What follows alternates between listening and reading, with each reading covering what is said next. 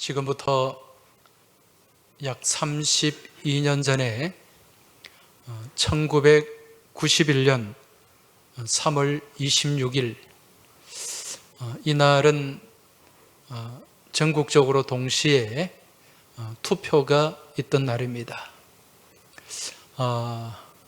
이 당시에 이제 지난 5.16 군사정변 이후로 한 30년간 이 지방자치제가 멈추어 있었는데 이제 이날을 시작으로 지방자치제가 다시 부활을 하게 됩니다. 이날 전국에 동시 투표가 있었는데 이제 이날 임시공휴일로 지정이 되고 또 그로 인해서 아이들은 이제 학교를 가지 않게 됩니다. 이날 대구시 외곽에 있는 이 성서라고 하는 곳이 있는데 거기에 그 동네에 살던 아이들 5명이 오전 9시쯤에 도롱뇽 알을 죽겠다고 산으로 올라갔습니다. 그때 이후로 이들은 집에 돌아오지 못했습니다. 무슨 사건인지 다 아시죠? 예. 지금도 우리 기억에 그대로 남아있는 이 개구리 소년 실종 사건입니다. 이후에 11년 6개월 만에 이 아이들이 모두가 이제 유골로 발견이 됩니다. 그 아이들이 실종된 그 대구에 있는 와룡산이라고 하는 한 기슭의 계곡에 이 아이들이 유골로 발견된 것입니다. 이 아이들이 실종되었을 때 저도 이 아이들을 찾아서 수색 작전에 같이 투입이 된 적이 있습니다. 그 당시에 제가 군대에 제대하고 이제 예비군 훈련을 받을 때 예비군 훈련은 시키지 않고 다 산으로 올라가라 그러더라고요. 올라가서 그 실종된 아이들 수색을 하라. 그래서 온 산을 뒤지고 또 그렇게 찾았던 기억이 있습니다. 당시에 이 아이들이 실종되자 그 당시 대통령이 노태우 대통령인데 특별 지시를 내리게 됩니다. 그래서 현상금이 4,200만 원이 붙게 돼요. 이 아이들을 찾아서 신고하는 사람에게 4,200만 원의 현상금을 주겠다. 그 당시 화폐 가치로 생각하면 굉장히 큰 돈이죠. 그리고 연인은 32만 명이 이 아이들을 찾는데 투입이 되었습니다. 그래도 흔적조차 찾지를 못했습니다. 이제 아이들이 이제 보이지 않고 또 오랫동안 이 실종 상태로 있으니까 여러 가지 낭설들이 등장을 했습니다. 어떤 사람들은 이 외계인이 이 아이들을 납치했다. 그렇게 얘기하기도 하고 또 어떤 사람들은 이 북한 공작원들이 이 아이들을 납치해 갔다. 그렇게 얘기하기도 했습니다. 또 어떤 사람들은 이 불치병에 걸린 사람들이 그 병을 낫기 위해서 이 아이들을 잡아가서 그렇게 희생시켰다. 그런 얘기를 하기도 했었죠. 당시에 이 아이들이 없어지고 난 이후에 이들 5명 아이들의 부모들은 정신이 하나도 없었습니다. 그래서 이 아이들을 찾기 위해 생업도 포기하고 전국을 돌아다니며 전단지를 나누어 주고 그렇게 사람들에게 호소를 하면서 다녔습니다. 지금도 제 기억에 생생합니다. 이 아이들 부모가 트럭을 하나 구입을 해가지고 그 트럭 뒤에 큰 박스 칸을 만들어서 온 사방에 이 아이들 사진을 붙이고 또 신고를 해달라는 그런 이제 호소하는 마음을 담아서 그렇게 전국을 다니던 그 모습이 지금도 기억이 납니다. 언젠가는 이제 사람들이 이 부모들에게 신고를 하잖아요. 그 밤에 잠을 자다가도 이 아이들을 어디에 있는 것 같다 그러면 잠을 자다가도 일어나서 새벽에 대구에서 진주로, 대구에서 마산으로 그렇게 달려가곤 했다는 거죠. 여러분, 이처럼 잃어버린 아이들 잃어버린 자식들을 향해 밤잠도 자지 못하는 그 마음이 바로 이 부모의 마음입니다. 저 또한 저희 애를 한번 잃어버린 적이 있습니다. 부산에 온 지 얼마 되지 않아서 저희 둘째 아이를 잃어버렸는데 저하고 둘이 요 근처에 있는 민주공원에 올라갔었어요.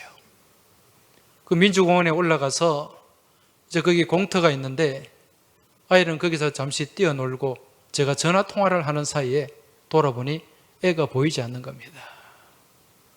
그래서 불러도 애가 뭐 대답도 없고 그래서 그 산 언덕을 다 뒤졌어요. 그래도 없더라고요. 그래서 밑으로 내려와가지고 그 민주공원 뒤편에 있는 그쪽 동네들을 다 뒤졌죠. 애 이름을 부르면서 그렇게 찾았는데 애가 보이지 않는 겁니다.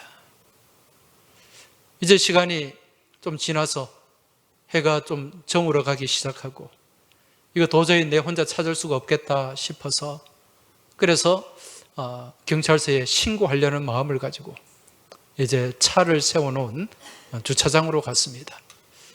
제가 있던 곳은 이쪽 반대편이라서 이 주차장과는 거리가 꽤 있었는데 주차장에 갔더니 그 차 옆에 아이가 서 있는 거예요. 얼마나 반갑던지 눈물이 왈칵 쏟아지더라고요. 그러면서 제가 그 아이를 껴안고 미안하다, 그리고 고맙다. 그렇게 여러 번 이 아이에게 그 말을 반복했던 기억이 있습니다. 여러분, 잃어버린 아이를 다시 찾은 그 마음, 그 기쁨은 이루 말할 수가 없어요. 혹시 이 자리에도 자녀를 잃어버린 그런 경험이 있는 분들이 계실 겁니다. 그처럼 잠시 잃어버렸다가 다시 그 아이를 찾았을 때 그 마음이 어떠했습니까? 당시 그 아이를 찾은 마음은 세상의 그 무엇과도 비교할 수 없는 그런 기쁨이요, 감사였을 것입니다. 지금 만약에 지금 여러분에게 자녀가 10명이 있다. 그렇게 한번 생각을 해보시기 바랍니다. 그 10명의 자녀들 가운데 좀 부족해 보이는 그런 아이가 지금 사라지고 없어졌다면 여러분 어떤 생각을 갖겠습니까? 뭐 내한테 나머지 9명의 자식들이 있는데 뭐 이 아이 하나쯤은 없어져도 돼. 그렇게 생각을 가질 수 있을까요? 그런 생각을 갖는 부모가 있을까요? 전혀 그렇지 않을 겁니다. 아마도 이 한 아이가 없어지면 그 아이를 찾기 위해 온 동네를 누비고 울며 돌아다니는 그 모습, 그 마음이 바로 부모의 모습이요, 부모의 마음일 것입니다. 여러분, 이러한 부모의 마음보다 더 애틋한 마음을 가진 분이 우리 곁에 계십니다. 그분이 누구일까요? 바로 나와 함께 하시는, 나를 지으시고 나를 인도하시는 우리 아버지 하나님이신 줄로 믿습니다. 여러분, 우린 다 하나님의 자녀들이에요. 하나님의 손으로 지어진 하나님의 피조물들입니다. 근데 하나님 편에 볼 때, 하나님 편에서 볼 때, 이 하나님의 사랑하는 자녀, 한 자녀가 하나님 품을 떠나고 또 하나님 편에서 잃어버린 자식이 된다면 여러분, 그 영혼을 바라보는 하나님의 마음이 어떠하겠습니까? 아마 자식을 잃어버린 그 부모의 마음 몇 배의 안타까움과 또 슬픔을 갖고 계실 것입니다. 그런데 그처럼 잃어버렸던 그 자녀가, 그 하나님의 백성이 다시 하나님 품으로 돌아올 때 하나님의 마음은 어떠할까요? 이루 말할 수 없이 기쁘겠죠. 이루 말할 수 없이 기쁘고 기뻐서 천국 잔치를 베푸시는 분이 우리 하나님 아버지신 줄로 믿습니다. 그러한 하나님의 아버지의 마음을 담아서 잘 표현해 주는 말씀이 누가복음 15장의 말씀이에요. 여러분, 누가복음 15장에는 어떤 이야기들이 나옵니까? 잃어버린 이야기가 나옵니다. 잃어버린 동전, 잃어버린 드라크마에 대한 이야기가 나오고요. 잃어버린 양에 대한 이야기가 나옵니다. 그리고 또 하나, 잃어버린 아들에 대한 이야기. 이 잃어버린 아들에 대한 이야기는 우리가 잘 아는 무슨 이야기입니까? 탕자 이야기입니다. 이때 집을 나가서 잃어버린 그 아들이 다시 아버지 집으로 돌아올 때 그 아버지가 어떠했습니까? 너무 기뻐서 양을 잡고 소를 잡아서 온 동네 잔치를 베풀었어요. 그러한 모습이 누가복음 22장 24절에 기록이 되어 있습니다. 아버지는 종들에게 이르되 제일 좋은 옷을 내어다가 입히고 손에 가락지를 끼우고 발에 신을 신기라. 그리고 살진 송아지를 끌어다가 잡으라. 우리가 먹고 즐기자. 이 내 아들은 죽었다가 다시 살아났으며 내가 잃었다가 다시 얻었노라 하니 그들이 즐거워하더라. 할렐루야. 지금 이 모습은 하나님 아버지의 모습을 담은 말씀이에요. 잃어버린 한 영혼이, 잃어버린 한 자녀가 다시 하나님께로, 하나님 품으로 돌아올 때 여러분, 천국에는 정말 기쁘고 복된 생명의 잔치가 벌어지게 되는 줄 믿고 깨달으시기 바랍니다.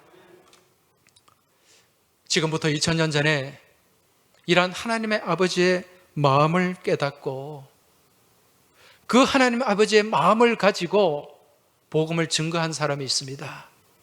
그가 누구입니까? 그 사람은 바로 사도 바울입니다. 왜 그처럼 사도 바울이 온 삶을 다 바쳐서 온 힘을 다 쏟아서 그렇게 목숨까지 바쳐가면서 하나님의 복음을 전했는가? 전도를 했는가? 그 이유는 단 한 가지예요. 자기 또한 잃어버린 영혼인데 다시금 하나님의 은혜로 새 생명을 얻었고 그 생명의 빚을 갚기 위해서 바울은 최선을 다해 전도하는 삶을 살았다는 것입니다. 우리 하나님께서 잃어버린 그 바울, 원래 이름은 사울이지 않습니까? 그 사울의 손을 놓치지 않았어요. 하나님을 믿는 백성들을 핍박하고 잡아가두고 그렇게 사람들을 죽이며 나아갈 때 그때까지도 하나님은 그 바울의 손을 놓지 않으셨고 그리고 또 하나님의 백성을 잡으러 가는 그 다메섹 도상에서 하나님은 그 바울을, 그 사울을 부르셨어요. 사울아 사울아 왜 네가 나를 핍박하느냐. 그 음성을 들은 그 사울이 그 가운데서 회심을 하게 되고 주님 앞에 엎드리게 되고 그리고 완전히 인생이 바뀌어서 하나님의 복음을 핍박하는 자에서 증거하는 삶으로 바뀌게 되고 그런 삶을 살아가게 된 것입니다. 지금 오늘 말씀은 이처럼 변화된 바울이 내가 왜 복음을 증거하며 살아가는가 그 이유에 대해서 본인이 간증하는 내용, 그 내용이 오늘 본문의 말씀입니다. 오늘 말씀 16절을 다시 한번 보시기 바랍니다. 16절 말씀 같이 한번 읽어보겠습니다. 내가 복음을 전할지라도 자랑할 것이 없음은 내가 부득불할 일임이라. 만일 복음을 전하지 아니하면 내게 화가 있을 것이로다. 예. 복음을 전하지 아니하면 내게 화가 있을 것이다. 무슨 얘기입니까? 정말 이런 심정으로 지금 바울이 복음을 전한 거예요. 내가 하나님한테 받은 은혜가 사랑이 너무 큰데 이 사랑을, 이 은혜를 내가 갚지 못하면 내한테 화가 있을지도 모르겠다. 그런 믿음의 고백입니다. 그러면서 그 앞에서 뭐라고 얘기합니까? 내가 부득불할 일이다. 무슨 일이? 복음을 전하는 일이, 전도하는 일이 사도 바울에게 부득불할 일이라는 거예요. 여러분, 부득불할 일이 무슨 뜻입니까? 마땅히 할 일이죠. 마땅히 할 일. 선택의 여지가 없다는 거예요. 반드시 해야 할 일, 이게 부득불할 일입니다. 내가 하고 싶다고 하고 하기 싫다고 하는 것이 아니라 마땅히 당연히 해야 할 일, 이 일이 전도하는 일이고 생명을 살리는 일이라는 것입니다. 이 부득불할 일이라는 이 말을 헬라어 원문에서 보면 아난케라는 단어로 기록이 되어 있습니다. 이 아난케라는 말은요, 숙명이라는 뜻이에요. 숙명. 여러분, 숙명이 무슨 뜻입니까? 날 때부터 타고난 운명이라는 거죠. 이 운명은 절대로 벗어날 수 없는 것을 말하는 것입니다. 그래서 세상에서 하나님을 모르고 살아가는 많은 사람들이 무엇을 믿고 살아갑니까? 운명을 믿고 살아가는 거예요. 소위 말하는 운명론에 매여 살아가는 거죠. 사람은 이 땅에 태어날 때 운명이 정해져 있고 그 타고난 정해진 운명대로 살아야 된다. 이게 뭡니까? 운명론이죠.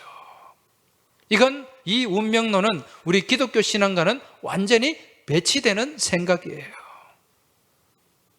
여러분, 믿음의 삶을 살아가는 사람들은 타고난 운명에 의해 살아가는 것이 아니라 우리 인생을 창조하시고 다스리시는 하나님의 섭리 안에 살아가는 존재임을 믿고 깨달으시기 바랍니다. 우리는 하나님 섭리 안에, 하나님의 그 다스림의 손길 안에 우리의 인생이 놓여져 있다는 거예요. 그런데 좀 더 엄밀하게 말하면요, 이 세상의 운명론이 완전히 틀린 것은 아닌 것 같아요. 무슨 얘기인가? 여러분, 이 땅을 살아가면서 사람들이 예수 그리스도를 구주로 믿고 주님을 고백하지 않으면 어떻게 됩니까? 모두가 죽음에 이르게 됩니다. 예수 그리스도를 믿고 구주로 고백하지 않으면 모두가 죽을 운명에 놓여져 있다는 것입니다. 이 세상 그 누구도 이 운명에서 벗어날 수 있습니까? 없습니까? 없습니다. 그러니까 이 운명론이라는 게 안 맞지만은 이 부분에 있어서는 맞다는 얘기예요. 그런데 이 사람 모두가 죽을 운명에 놓여져 있는데 이 운명을 바꾸시는 분이 있습니다. 그분이 누구일까요? 바로 길이요, 진리요, 생명 대신 우리 구주 예수 그리스도인 줄 믿으시기 바랍니다. 예수 안에 무엇이 있습니까? 길이 있습니다. 예수 안에 무엇이 있습니까? 진리가 있습니다. 예수 안에 무엇이 있습니까? 생명이 있습니다. 따라서 모두가 죽을 운명, 지옥 갈 운명에 놓여져 있는데 그러한 죽을 운명 가운데서도 예수를 구주로 믿고 예수를 의지하고 그 믿음의 길을 걸어가면 여러분, 그 인생 길이 바뀌게 되는 줄 믿으시기 바랍니다. 그 운명이 바뀌게 되는 줄 믿으시기 바랍니다. 예수 안에서 우리의 운명이 바뀌게 돼요. 무슨 운명이? 죽을 운명이, 지옥 갈 운명이 바뀌게 된다는 겁니다. 죽을 운명이 생명으로 바뀌게 되고 지옥 갈 운명이 천국으로 바뀌게 되는 줄 믿으시기 바랍니다. 우리 옆에 계신 분들에게 좀 말씀해 주시기 바랍니다. 우리 예수님은 운명을 바꾸시는 분입니다. 다시 한번 말씀해 주세요. 우리 예수님은 운명을 바꾸시는 분입니다. 할렐루야. 옆에 계신 분들에게 또 말씀해 주세요. 지금 당신의 운명이 바뀌었습니다. 할렐루야. 여러분, 이처럼 전도를 하면 예수 그리스도의 생명의 복음을 전하면 그 복음을 받는 사람의 운명이 바뀌게 되는 줄 믿으시기 바랍니다. 그래서 전도보다 더 귀한 일이 없는 거예요. 그래서 사도 바울은 이러한 전도, 이 운명을 바꾸는 이 전도가 내가 부득불할 일이다, 내가 마땅히 할 일이다, 그렇게 고백을 하고 있는 거죠. 그리고 그 뒤에 이어지는 17절을 보면 또 자신이 전도하는 이유가 무엇인가? 이 전도가 자신의 사명이라고 고백을 하고 있습니다. 17절 말씀을 보십시오.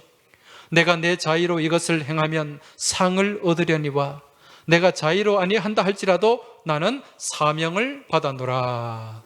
할렐루야. 여러분, 이 말씀이 조금 헷갈려요. 제가 조금 쉽게 풀어드릴게요. 지금 이 말은 내가 내 자의로 이 전도를 하고 있다면 내가 상을 얻으려고 했을 것이다. 대가를 바랬을 것이다. 내가 이 전도를 내 자의로, 내 의지로 했다면 내가 대가, 상을 바랬을 것인데, 그러나 이 일은 내가 택한 일이 아니라, 내가 자의로 한 일이 아니라 우리 하나님께서 맡겨주신 사명이기 때문에 내가 이 일에 최선을 다한다는 고백입니다. 여러분, 사명이 뭡니까? 사명은 명령이에요. 명령. 하나님께서 주신 명령이에요. 이 일은 내가 하고 싶다고 하고 하기 싫다고 하는 것이 아니라 마땅히 해야 될 부득불 할 일인 줄 믿고 깨달으시기 바랍니다. 그래서 바울은 내 즐거우라고, 내가 기뻐서, 내 적성에 맞아서 이 전도를 하는 것이 아니라 이 일이 하나님이 기뻐하시는 일이고 우리 하나님께서 내게 맡겨주신 사명이기 때문에 내가 이 일을 최선을 다해서 그렇게 감당하고 있다는 거죠. 여러분, 이 바울의 고백이 오늘 이 자리에 함께한 여러분과 저의 고백이 될 수 있길 주의 이름으로 축원합니다. 그런데 여러분, 이 복음을 전하다 보면, 전도를 하다 보면 어떻습니까? 기분이 상할 때가 있어요, 없어요? 전도를 안 해봐서 모르겠습니까? 네. 전도하다 보면 기분 나쁠 때가 있습니다. 자존심 상할 때가 있어요. 때로는 모욕을 당할 때도 있습니다. 근데 여러분, 사도 바울이 어떻게 했습니까? 온갖 조롱과 온갖 멸시와 온갖 매를 맞으면서도 그렇게 끝까지 목숨 바쳐 전도를 했습니다. 이유가 뭐기 때문에? 이것이 나의 사명이기 때문에, 이것이 나의 숙명이기 때문에. 이 사명이라는 말은 원문에서 보면 직분이라는 뜻이에요. 오이코노미아라는 단어인데 이것은 직분인데 무슨 직분인가? 생명의 직분이라는 의미입니다.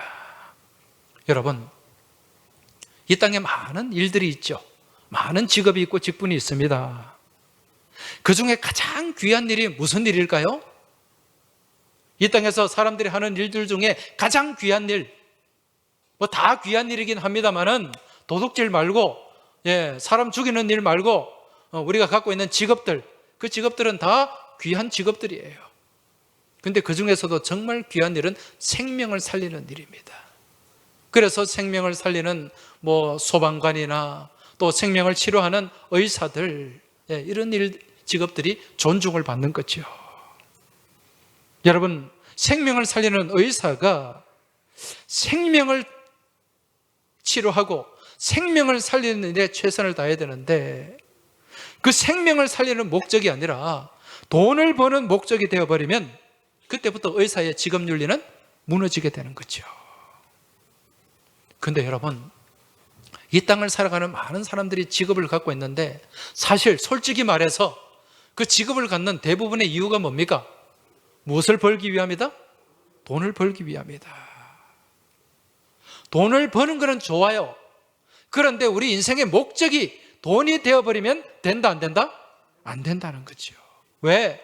인생의 목적이 돈이 되어버리면 우리 인생은 너무 허무해지고 허망해지기 때문에 그렇다는 것입니다. 여러분, 돈이라고 하는 것은 어떤 것입니까? 이 돈은 있다가도 없고 없다가도 있는 거예요. 이 돈은 안개와 같은 것입니다. 돈이 한번 내 손에 들어오면 이게 영원히 있을 것 같지만 절대로 그렇지 않습니다. 있다가도 없어져요. 그래서 이 돈은 돌고 돌기 때문에 돈이라고 하는 거죠. 여러분, 아무리 열심히 돈을 벌어도 내 의지와 상관없이 돈이 나갈 때가 있습니까? 없습니까? 있죠. 다쳐서, 아파서 병원에 가면 내 의지와 상관없이 돈을 써야 됩니다. 사고가 나면 내 의지와 상관없이 또 돈이 나가요. 사기당하면 내 의지와 상관없이 돈이 나갑니다. 또 이런 것들을 피해가지고 어떻게 돈을 모았다 손 치더라도 여러분, 우리가 이 세상을 떠날 때는 그것을 다 내려놓고 갈 수밖에 없다는 것입니다. 한때 우리나라 최고의 갑부가 누구였습니까? 이건희 회장이죠. 돌아가셨습니다마는. 이 이건희 회장의 재산이 23조가 넘었다고 그래요. 23조. 이 돈은 우리의 상상을 초월하는 돈입니다. 이분은 돌아가시기 전에 6년 동안 식물인간 상태로 침대에 누워 계셨는데 그렇게 누워 있으면서도 한 3조 정도 벌었다 그럽니다. 그런데 그분에게, 침대에 누워 있는 그분에게 3조가 되든 30조가 되든 그게 무슨 의미가 있습니까? 아무런 의미가 없는 거죠. 어떤 사람들은 이렇게 생각할지도 몰라요. 아이고, 자식들한테 물려주니까 좋지. 여러분, 그럴까요? 그렇지 않습니다.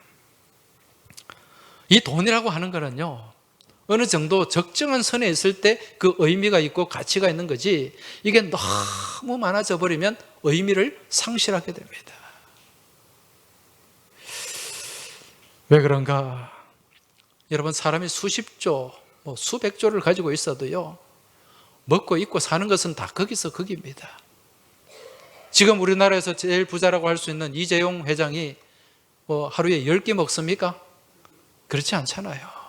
물론 좀 더 고급스러운 음식을 먹고 또 좀 더 좋은 집에 살고 그런 어떤 건 있을 수 있지만, 여러분, 그렇다고 해서 하루 한 3끼 먹을 걸 10끼, 20끼 그렇게 먹지 않습니다. 그리고 사람 살아가는 거는요, 다 비슷합니다. 언젠가 어느 신문 기자가 그 신세계 부회장 정용진 씨한테 이런 질문을 하더라고요. 회장님은 평소 라면 그 부회장이죠. 부회장님은 평소 라면 드십니까? 그러니까, 전 라면 좋아합니다. 제가 집사람 눈치 보면서 라면 먹습니다. 그렇게 얘기를 하더라고요. 그리고 또 짓궂은 질문을 하나 해요. 여러분이 요플레 아시죠? 요플레 뚜껑을 벗기면 그 뚜껑에 뭐가 묻어 있습니까? 요구르트가 묻어 있죠.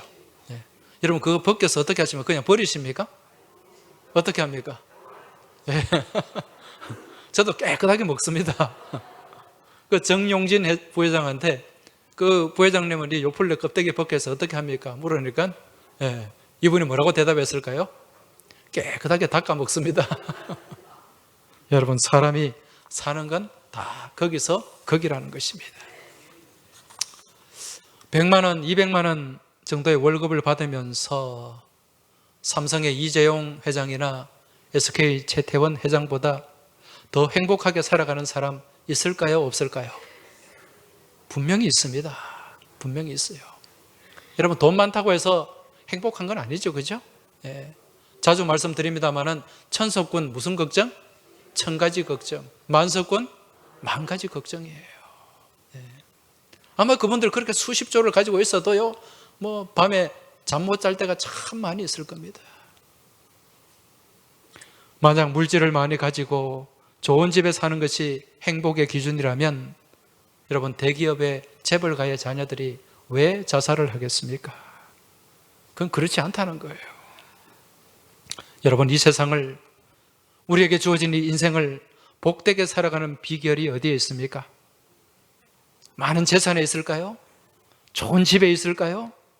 그게 아니라 내게 주어진 삶을 얼마나 가치 있게 사느냐, 여기에 달려있는 줄 깨달으시기 바랍니다. 여러분, 가장 가치 있는 삶이 무엇입니까?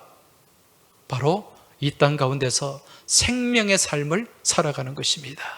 그리고 그 생명을 나누고 전하는 삶 가운데 여러분, 인생의 가치가 부여되는 줄 믿으시기 바랍니다. 나도 살고 상대방도 살리는 삶, 이 삶이 가장 복된 삶이요, 가장 가치 있는 삶이라는 것입니다. 그것이 바로 길이요, 진리요, 생명 되신 예수 그리스도를 알게 하고 그 예수님을 만나서 그 말씀 안에, 생명 안에 살아가는 인생, 여러분, 그 인생이 가장 가치 있고 복된 인생이요, 그러한 예수님을 만나게 하는 그 삶이 가장 가치 있는 삶인 줄 믿고 깨달으시기 바랍니다. 이 세상 다른 것 없습니다. 이 땅 가운데서 우리 주님 안에서 복되게 살다가, 이 땅 안에서 주님 안에서 작은 천국의 삶을 살다가 영원한 천국을 소유하는 삶, 그 삶이 가장 복되고 아름다운 삶인 줄 믿음으로 깨달으시길 주의 이름으로 축원합니다. 여러분, 우리는 이러한 진리를 압니까 모릅니까? 알고 있죠. 예수 안에 생명이 있다는 것을 알고 그 생명을 소유하고 우리는 살아가고 있습니다. 먼저 주님을 알고 먼저 복음 안에 살아가는 우리들을 향해서 주님께서 주신 사명이 있습니다. 그 사명이 뭡니까? 아직도 생명 되신 주님을 모르고 생명의 길이 아니라 죽음을 향해 달려가는 인생들이 많이 있습니다. 매일매일을 살아가는 것이 아니라 죽음을 향해 죽어가는 인생들이 많이 있다는 거예요. 그들을 향해서 우리가 해야 할 일이 무엇일까요? 전하는 것입니다. 생명을 전하는 것입니다. 생명을 나누는 것입니다. 그들의 운명을 바꾸는 것입니다. 이 일이 우리에게 주어진 사명이라는 거죠. 그래서 우리가 지금 해피데이를 하는 거예요. 해피데이 전도를 하는 겁니다. 어떤 분은 그렇게 생각하실지도 모르겠어요. 요즘 해피데이 선포식 하면서 정말 주일날 해피하지 않다, 그렇게 생각하는 분이 혹시 계십니까? 전도에 스트레스를 받아가지고 주일마다 오면 볼펜 들으라 그래서 VIP 적어내라 그러지, 지금까지 버티고 왔는데 오늘 또 3차 작정한다 그러지, 정말 해피하지 않네, 그렇게 생각하는 분이 있습니까? 한 분도 안 계실 줄로 믿습니다. 해피하게 이 생명의 잔치에 동참하시길 주의 이름으로 축원합니다. 그런데 여러분, 솔직히 한번 생각해 보세요. 이렇게 교회에서 같이 전도합시다, 전도할 수 있다, 하면 된다, 하자, 구호를 외치면서 이렇게 막 교회에서 같이 전도하지 않으면 내 스스로 자의적으로 자발적으로 그렇게 전도할 용기를 가질 분이 가지면 몇 분이나 계시겠습니까? 여러분, 지금 우리는 함께 함으로써 전도의 동력을 얻게 되는 줄 믿으시기 바랍니다. 나 혼자는 할 수 없지만 같이 하면 힘이 생겨요. 동기가 생겨요. 용기가 생기게 되는 줄 믿습니다. 그래서 우리가 같이 전도하며 구호를 외치며 그렇게 손잡고 나아가는 것입니다. 여러분, 이번 해피데이 전도, 이번에 정말 여기에다가 여러분 최선을 다하시기 바랍니다. 그저 이름만 적어내고 지나가는 그런 게 아니라 내가 작정한 그 VIP를 품고 눈물을 흘리며 최선을 다해서 기도해 보시기 바랍니다. 그리고 다가가시기 바랍니다. 그리고 입술을 열어 전도하시기 바랍니다. 그리할 때 하나님 품으로 돌아오는 놀라운 역사가 나타나게 될 줄 믿습니다. 여러분, 단언코 말씀드립니다.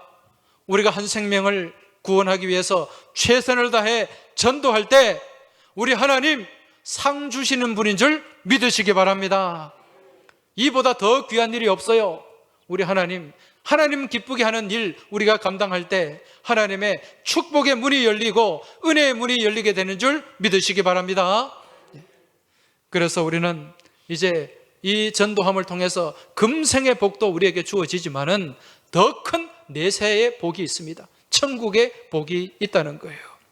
다니엘서 12장 3절 말씀, 그 말씀을 보면 많은 사람들을 옳은 대로 돌아오게 한 자는 하늘의 별과 같이 빛나게 할 것이다, 그렇게 말씀하고 있습니다. 많은 사람들을 옳은 대로 돌아오게 한 자, 의로운 생명의 길로 인도하는 것을 얘기합니다. 그렇게 전도할 때, 생명의 길로 인도할 때 우리 하나님께서 뭐라고 말씀하십니까? 하늘의 별과 같이 빛나게 할 것이다. 할렐루야. 이 빛나게 한다는 말은요, 히브리어로 자하르라는 말인데 두드러진다는 거예요. 두드러진다. 하늘에서도 가장 두드러진 부각되는 그런 상급이 우리에게 주어지게 될 줄 믿습니다. 이 믿음으로 하나가 되어서 힘차게 전도하며 아직도 운명을 바꾸지 못한 사람들의 운명을 바꾸며 나아가는 여러분과 저의 복된 믿음의 여정이 되길 주의 이름으로 축원합니다. 기도드리겠습니다. 하나님 아버지 감사합니다. 오늘 저희들이 이 사도 바울의 고백을 바라보면서 이 전도가 저희들에게 부득불 할 일이요 또 마땅한 주님의 사명인 줄로 믿고 깨닫습니다. 이번 한 주간 세상 가운데 나가서 구령의 열정을 가지고 복음을 증거하게 하여 주옵소서.